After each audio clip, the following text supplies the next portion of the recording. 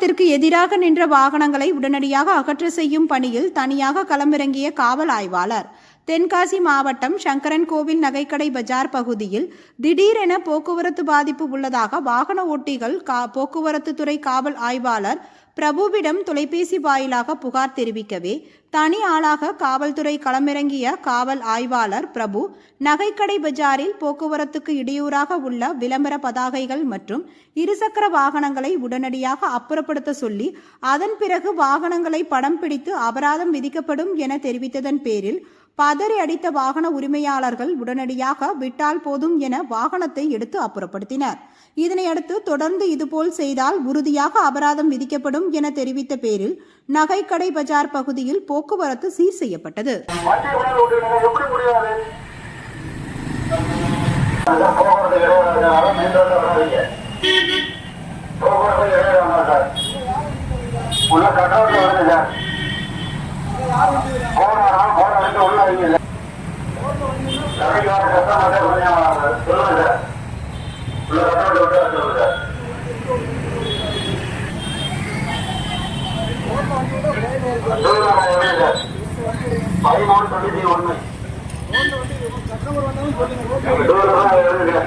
எடுத்து